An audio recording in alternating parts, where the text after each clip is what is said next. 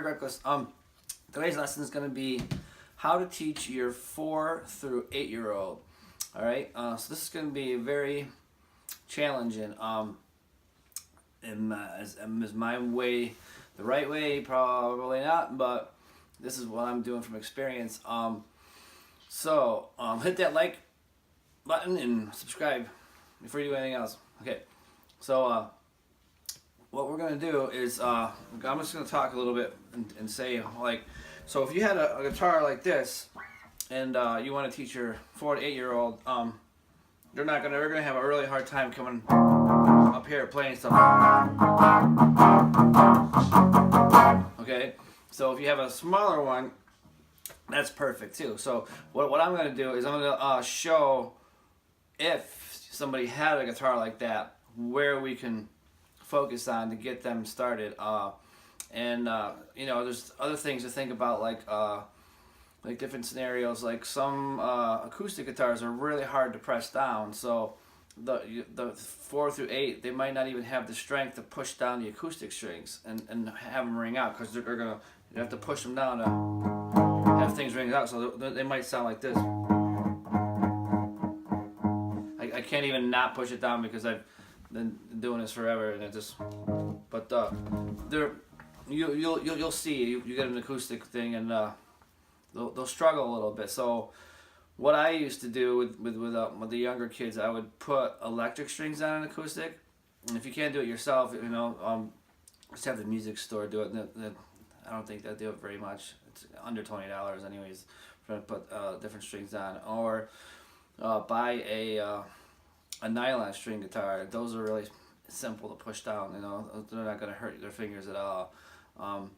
So you know, there's all these things that you don't want to scare the kid away before you even start doing things. So you don't want them to not be able to push down and get discouraged. And another thing about 4 through 8 too is I think at first you're wasting your money to get lessons, because you're never really wasting your money to take lessons. You should always take lessons, because you got that hands-on right there, like to correct anything.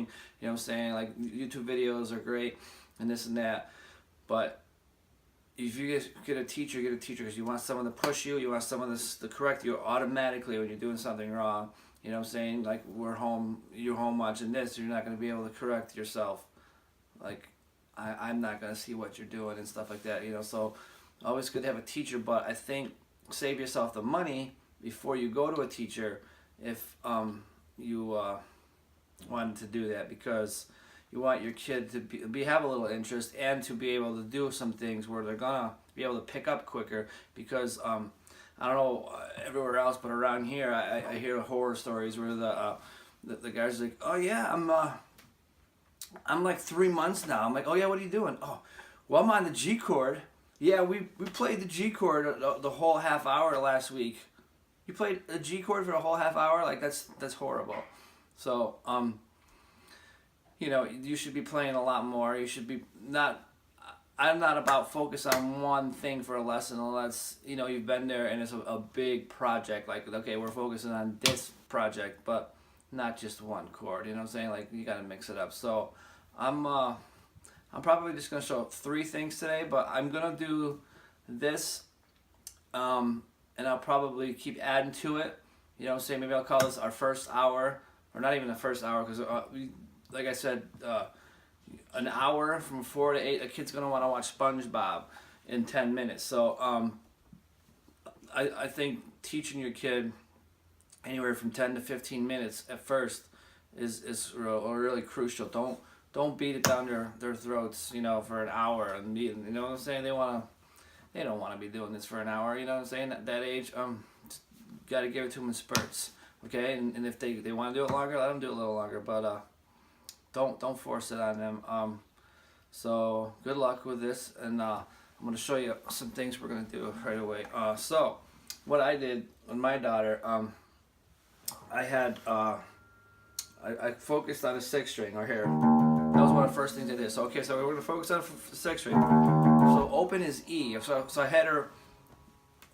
This is what we did. We did E, G, A. So that's all you gotta remember. E, G, A. Okay, so that way it gives her something else to remember besides putting where her finger. So I want you to play the E, which is the open, and then the G is going to be the 3rd fret, and the A is going to be the 5th fret. And I wanted her to use the 1st and 3rd finger too. So I was having her do that. So I was having her go. So this is all 6 string. So it's open, 3, 5, 3. When I had her doing that, I had her saying the not the frets, but the key it was in. So I had her going E, G, A. So I think, you know, come down the road, she'll, you know, when bar chords come up or something else, she's gonna know the key and it's gonna be great. You know what I'm saying? Like, so you're already sinking that in. You know what I'm saying? So do that exercise. That's a good one. So this was another exercise I come up with just for the people that have like, if you have a big guitar, you don't have a smaller guitar and they can't reach, we're gonna play stuff on the 7th fret instead of, like, because we could play stuff up here, but it's gonna look like this with a 4th and 8th year old. They're gonna be struggling. They're gonna wind up in carpal tunnel. Like, well, that might not happen, but you know, I just made it more drastic than usual. Hey, but you know, you don't want to make it hard. You want to make it simple for them. So we're gonna do some stuff down here. So we're gonna go. So what we're gonna do here is we're gonna play. Our 1st finger is gonna go on the 7th fret, 6th string. Our 3rd finger is gonna go on the 9th fret, 5th string. Okay, so those are these are the beginning of a bar chord. We're not gonna play the whole bar chord. There's a bar chord. Your kid's not gonna play a bar chord at 4. I'm gonna tell you that right now. So we're gonna play the beef of the bar chord, which I call the 1 and 3s. I have a video called 1 and 3s, and you can look at it more and, you know, get some ideas about. But that's what we're doing here. 7 and 9. Okay, the 6th and the 5th strings. 1st and 3rd fingers. So what I want them to do is here's another thing too. Holding the pick. I'm not gonna tell you how to hold the pick in this video. I have a video called Holding the Pick, so that's more in depth and more in detail. Check that out, and that'll help you. So what we're gonna do is we're gonna play 7 9 7 9. So I'm gonna go down up down up down up down up.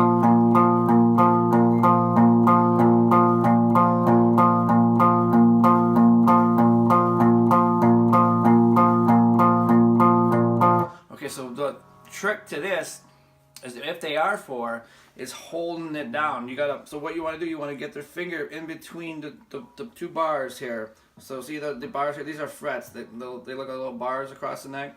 So you want to get it right in the middle. Okay. So it rings out, because it could sound like this. Hear a little buzz. You don't want that buzz. You want it to ring out like this. You don't want this. Okay, because you're probably gonna get that. So you want your finger right between the 7, right between the 9 on the 5th string here, because you're gonna get this too. So you might get, okay, and you don't want that. You want everything ringing out. Okay, so there's that. Then we're gonna do one more thing. This might be a little challenging, but I'm gonna throw it out there anyways. I was gonna stick with 3 things.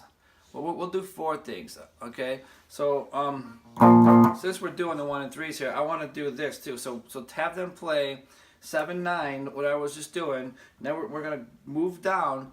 We're gonna go 6 8. So that means 6th fret on the 6th string, 8th fret on the 5th string. Then we're gonna go down to the 5th and the 7th, so we're gonna go.